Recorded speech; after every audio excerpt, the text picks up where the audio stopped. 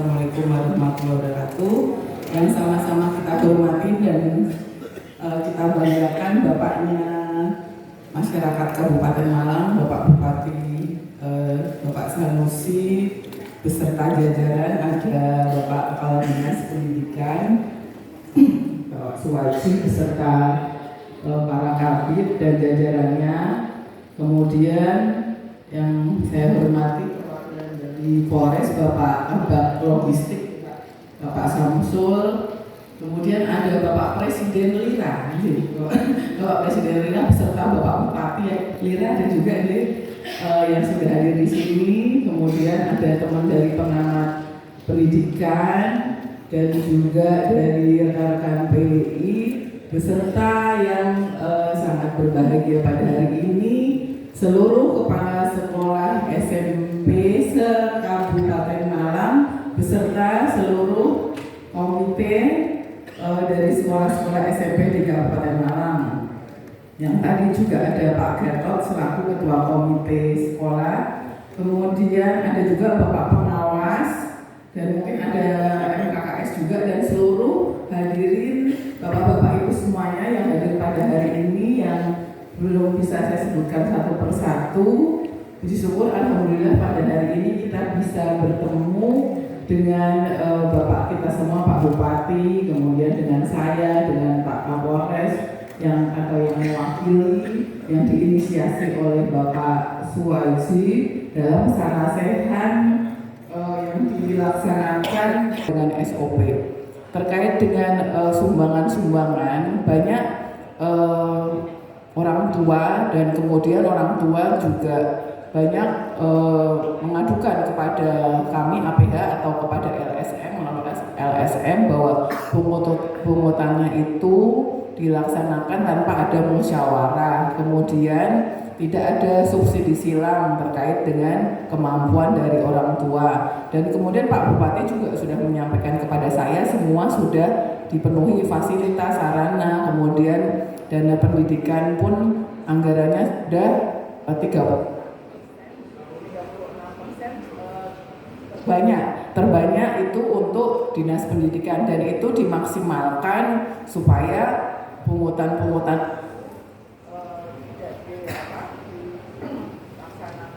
dalam hal ini agar sesuai dengan yang dibutuhkan. Kalaupun terpaksa ada pungutan, itu pun harus dimusyawarahkan dan dituangkan dalam berita acara antara para pihak, para sekolah yang menyelenggarakan dan juga kemampuan dari para orang tua murid seperti itu. Kalau zaman saya sekolah dulu mungkin komite itu POMG ya, tadi saya sudah berdiskusi juga dengan Kepala Dinas Pendidikan, itu sama-sama bersinergi untuk sama-sama membangun bagaimana menciptakan dunia pendidikan untuk menciptakan Kabupaten Malang itu menjadi makmur dengan anak didik yang pintar, sehingga setelah lulus pendidikan SMP bisa mendapatkan pendidikan SMA yang favorit, kemudian melanjutkan ke jenjang perguruan tinggi, dan pada akhirnya pada saatnya kita sudah pensiun semua, estafet tersebut bisa dilanjutkan oleh anak didik kita. Perlu kami laporkan Bapak Bupati, dalam rangka Hari Bakti Adiaksa ke-63 itu adalah hari ulang tahun Kejaksaan seluruh Indonesia, kami sudah bekerja sama dengan Dinas Pendidikan Kabupaten Malang menyelenggarakan Cerdas Cermat tingkat SMP se-Kabupaten Malang, dan kami undang juga untuk melakukan Cerdas Cermat secara online dan offline di kantor kami, dan alhamdulillah sudah terpilih yang menang dari SMP Negeri 1 Turen deh. Mudah-mudahan semua yang bisa kita lakukan sinergitas antara dunia pendidikan dan kami selaku aparat penegak hukum di Kabupaten Malang bisa menjadi sumbangsi yang terbaik untuk anak-anak kita dalam perjalanannya melanjutkan pendidikan di masa datang dan akan menjadi pengganti kita pada waktunya kelak. Untuk sarasehan pada hari ini, saya menyadari kita sudah berumur di atas 30 tahun semua ya, kecuali Pak Suwaji masih di bawah 30. Ya Pak, masih kalau di atas 30 tahun itu harus ada pembicaraan dua arah, two way traffic. Dari tadi mulai Pak Bupati kemudian sampai dengan saya, cuma yang di depan aja yang bicara, yang duduk di hadapan kita semua pembicara mungkin sudah ngantuk-ngantuk. 5 menit pertama masih masih konsentrasi. Oh, Ibu Kajari Malang itu ternyata perempuan ya, seperti itu ya. Kemudian kalau misalnya kemudian menit berikutnya itu pendek apa tinggi ya. Jadi seperti itu. Kemudian hitam apa putih, terus lama-lama ngantuk ya Pak ya. Apa yang disampaikan pasti akan ngantuk-ngantuk karena hanya mendengarkan. Di sini nanti akan bisa diperoleh dari panitia, di-download terkait dengan 2 materi yang akan saya sampaikan. Dan mungkin kalau saya tidak bisa membuat pantunnya cuma begini, ikan sepat, ikan gabus, makin cepat makin bagus ya. Kemudian ikan sepat, ikan lele, makin cepat dan tidak bertele-tele, yang penting hasilnya bisa dilaksanakan. Nanti setelah ini kita akan mengadakan semacam MOU dengan Dinas Pendidikan di Kabupaten Malang, di mana di setiap SMP nanti akan kita dirikan rumah restoratif justice. Ini gunanya untuk mengantisipasi penyimpangan hukum di sekolah. Itu yang terkait dengan bagaimana mendidik anak, pelajar, bagaimana sikap guru, bagaimana sikap orang tua agar diselesaikan di rumah restoratif justice tersebut. Kemudian bagaimana mengelola dana-dana yang diperuntukkan untuk belajar supaya para guru, kemudian pengurus-pengurus sekolah itu tidak takut lagi untuk menyerap anggaran untuk suatu kegiatan. Nanti takut dipanggil Polres, nanti takut dipanggil kejaksaan, seperti itu. Nah, itu kita laksanakan di rumah. Nanti para jaksa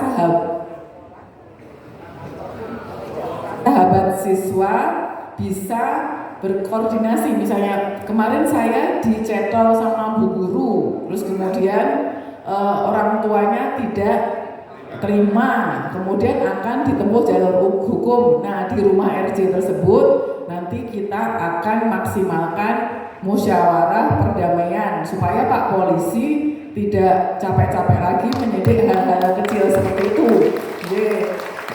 Pak Polisi sudah angkat tangan, rumah tahanannya sudah penuh, Lowok Waru, kemudian Sukun sudah penuh semua, sudah overload. Seharusnya misalnya 500 orang, ini sudah 1.500, makanya kita maksimalkan supaya tidak ada lagi orang yang terkena dengan hukuman karena melakukan penyimpangan hukum dengan adanya rumah restoratif justice. Di tingkat SMA kita sudah bekerja sama dengan Dinas Pendidikan Provinsi Jawa Timur melalui cabang dinas. Kita sudah ada 226 rumah RJ, di mana Kabupaten Malang menjadi embrio, menjadi pionir nomor 1 untuk seluruh Kabupaten Malang, Provinsi Jawa Timur, dan juga seluruh Indonesia. Kita rumah RJ-nya terbanyak, dan insya Allah dengan adanya rumah RJ kita terapkan bahwa bullying itu sudah tidak ada lagi. Jadi senioritas dan junioritas itu harap dihilangkan sama sekali di sekolah. Karena dengan pendidikan yang penuh kasih sayang, antara seperti yang Pak Bupati sampaikan, antara senior dan junior itu harus saling mengasihi dan menghormati. Yang tua membimbing yang muda, yang baru, anak baru juga harus menghormati. Tidak menutup kemungkinan dengan adanya gadget kita itu tidak bijak menggunakan gadget tersebut. Jadi anak-anak banyak menge-share aplikasi terkait dengan misalnya sebenarnya gurunya cantik, tapi karena jengkel dan killer dibikin mukanya itu seperti gorila, misalnya seperti itu, kemudian diupload. Nah, ini kan sebenarnya sudah menyangkut undang-undang ITE, informasi transaksi elektronik, yang ada hukuman pidananya. Ini murid-murid tidak tahu seperti itu, disangkanya gurunya tidak tahu, padahal diupload di medsos misalnya. Demikian juga guru, kalau misalnya kita soalnya perempuan baperan ya Bu ya, kalau misalnya ada murid tiba-tiba ngeselin, tiba-tiba kita pasang status, ternyata orang tuanya tidak terima, itu bisa ada implikasi hukumnya. Kemudian yang tadi Pak Bupati sampaikan, memang kita pernah dipanggil oleh Pak Presiden di Sentul untuk menyamakan persepsi terkait dengan banyaknya anggaran. Dalam hal ini kalau di Dinas Pendidikan banyak yang tidak dilakukan kegiatan karena takut PPK-nya maupun bendaharanya itu bermasalah sehingga tidak terserap pada akhir tahun, sehingga menjadi silpa yang dikembalikan oleh pemerintahan, dalam hal ini Dinas Pendidikan, yang tidak dimaksimalkan di sekolah. Nah, untuk mengantisipasi hal tersebut, saya akan menyampaikan secara garis besar, nanti bahan-bahannya bisa diperoleh langsung ke panitia, bagaimana pengelolaan dana BOS yang akuntabel agar terhindar dari permasalahan hukum yang pada intinya nanti bisa Bapak-bapak Ibu pelajari supaya semuanya dimaksimalkan untuk kepentingan anak didik kita dan dunia pendidikan. Kalau di dalam hukum, saya dan Pak Kapolres itu satu persepsi, jika tidak ada niat jahat itu tidak akan ada tindak pidana,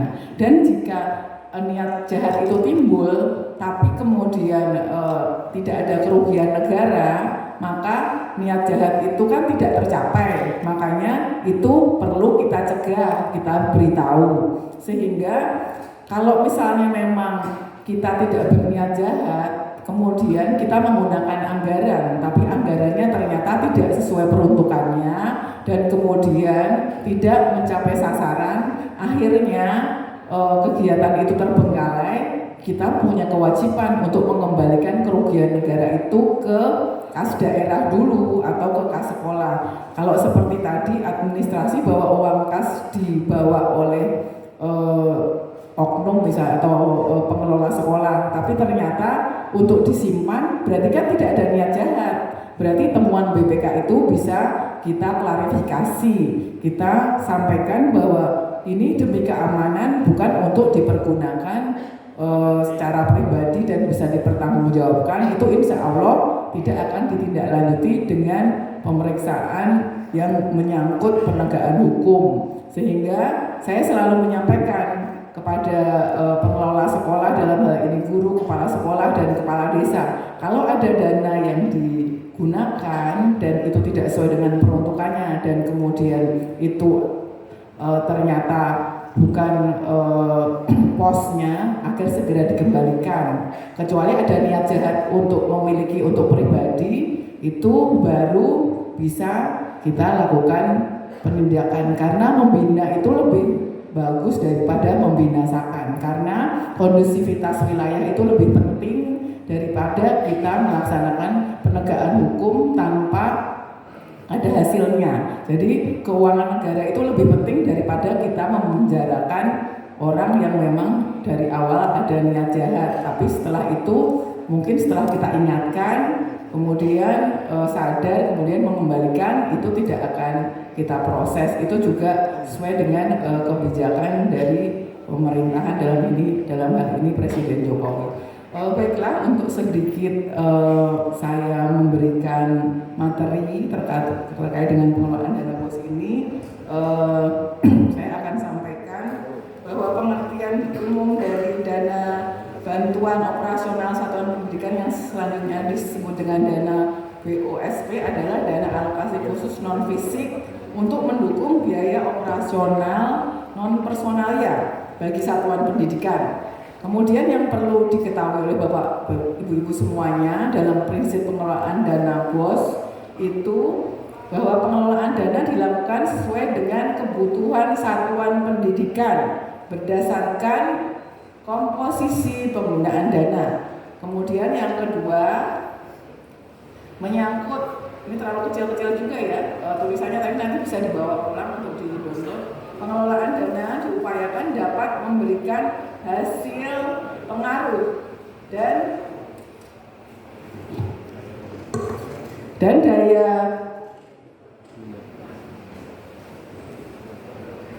sebentar ya, daya pada jauh sekali ini Pak Garuda masih muda yang membuat ini ya. Paparan saya sudah 25 tahun alias 52 ini. Jadi kacamatanya terlalu kecil. Daya guna untuk mencapai tujuan pendidikan di satuan pendidikan. Kemudian terkait dengan efisiensi mengenai pengendalian dana diupayakan untuk meningkatkan kualitas belajar peserta didik dengan biaya seminimal mungkin dengan hasil yang optimal. Kemudian akuntabel, pengelolaan dana dapat dipertanggungjawabkan secara keseluruhan berdasarkan pertimbangan yang logis sesuai dengan ketentuan perundang-undangan. Jadi terkait dengan pungutan tadi, saya selalu tekankan harus ada dasar hukum. Harus ada dasar hukum untuk melakukan suatu kegiatan. Jika sudah ada dasar hukum dan kita laksanakan, insya Allah dalam pengawasan ini tidak akan ada proses bahwa itu dilakukan dengan melawan hukum seperti itu. Kemudian terkait dengan transparansi bahwa pengelolaan dana dikelola secara terbuka dan mengakomodir aspirasi pemangku kepentingan sesuai dengan kebutuhan satuan pendidikan. Misalnya tadi yang disampaikan Pak Bupati, kita dalam meningkatkan kesadaran untuk beragama dibangun masjid.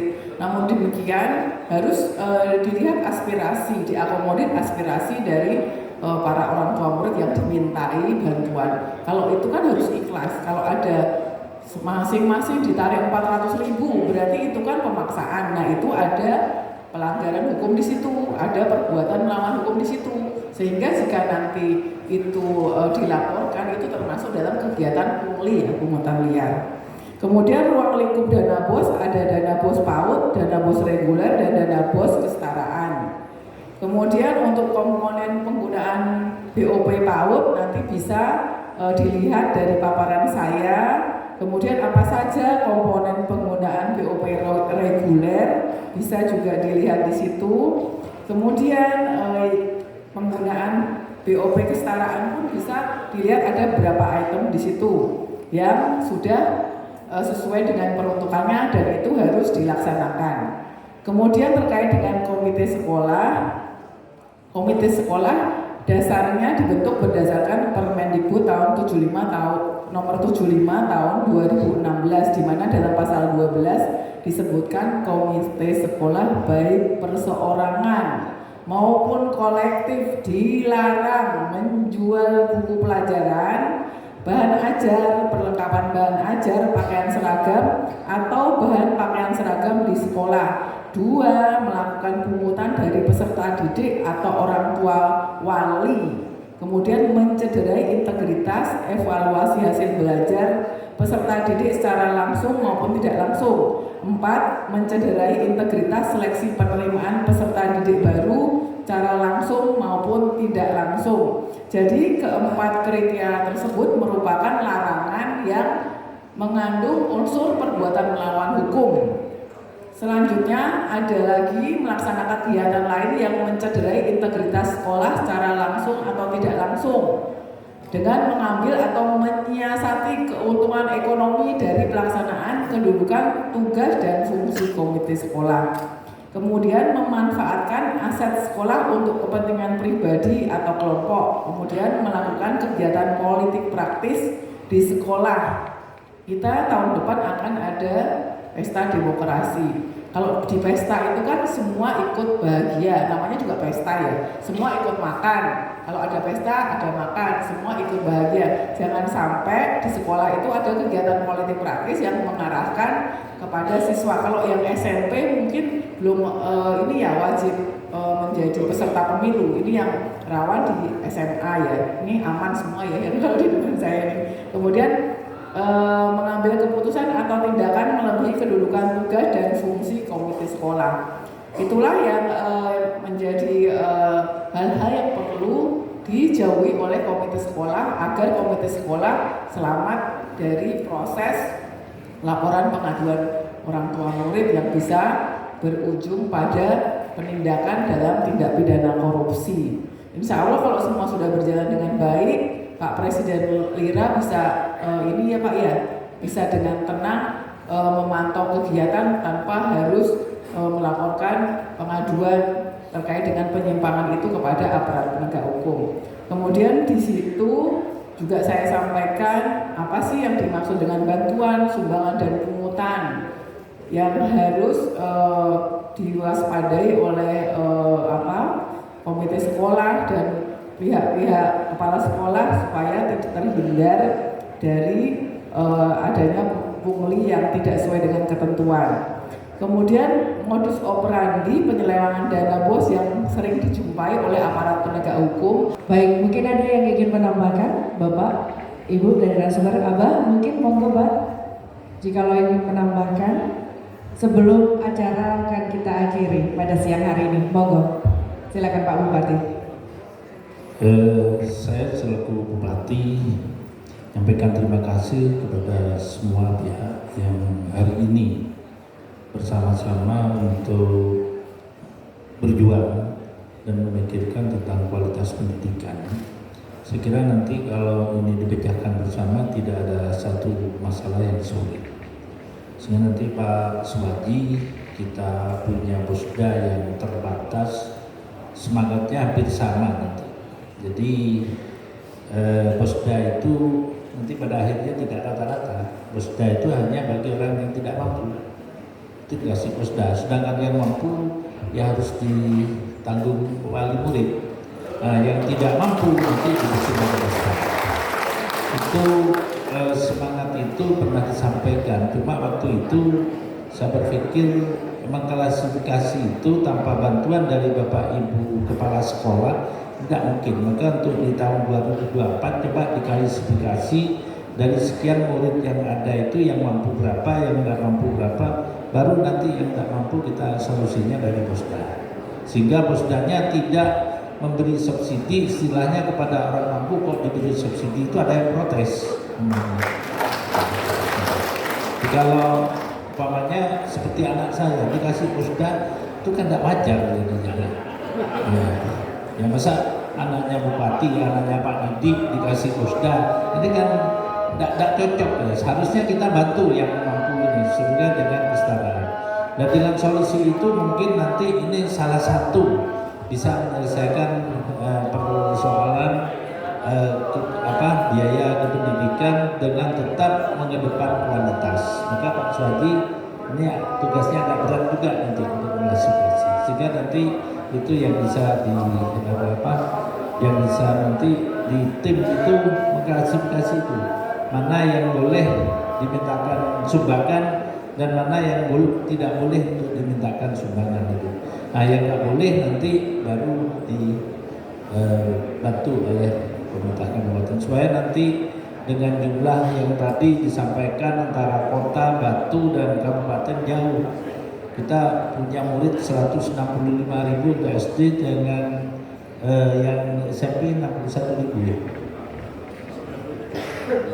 Tidak, jumlah muridnya 150.000 yang itu kan kalau di posda semua uang kita habis nanti. Padahal APBD Kabupaten Malang yang untuk kepembangunan itu sekitar hampir 1 triliun dari PAD saja, yang lain sudah dibagi-bagi. Maka dari itu segera Pak Suwadi diadakan tindak lanjut supaya nanti kepala sekolah ini terjamin tidak ragu dalam melaksanakan tugasnya demi untuk meningkatkan kualitas pendidikan. Terima kasih. Baik, selanjutnya perwakilan dari Polres izin Bapak untuk memberikan closing statement untuk kegiatan kita pada siang hari ini. Kami silakan. Terima kasih.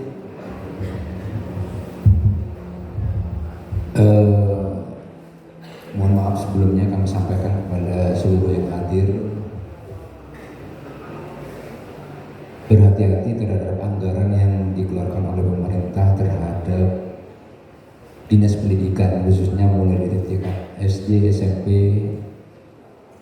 yang ada di wilayah Kabupaten Malang. Karena kami pernah menjabat sebagai Kapolsek, masih ada di tingkat pendidikan tingkat bawah, khususnya dengan anggaran BOS atau anggaran program Indonesia Pintar yang harusnya diterima oleh siswa khususnya di tingkat SD itu masih ada baik itu pelantara atau canggu karena keterbatasan SDM warga yang tidak mengerti tentang penggunaan ATM dan sebagainya. Masih ada pelantara atau yang menawarkan jasa untuk mengambilkan uang di ATM karena masyarakat SDM-nya sangat rendah, khususnya yang ada di desa masih menggunakan jasa-jasa itu. Dan pada saat sudah diambilkan ternyata uang yang harusnya disampaikan utuh masih ada diambil sebagian oleh perantara. Makanya penggunaan anggaran yang dikeluarkan oleh pemerintah, khususnya dinas pendidikan yang di tingkat bawah mulai dari SD sampai SMP, hati-hati dalam pendistribusiannya. Tolong kepada kepala sekolah yang ada di wilayah masing-masing tolong dicek benar-benar anggaran itu nyampe kepada murid yang bersangkutan atau tidak. Itu saja, terima kasih. Assalamualaikum warahmatullahi wabarakatuh. Waalaikumsalam warahmatullahi wabarakatuh. Selanjutnya izin buka jari mungkin ingin menambahkan sebagai closing statement acara siang ini, silakan. Terima kasih.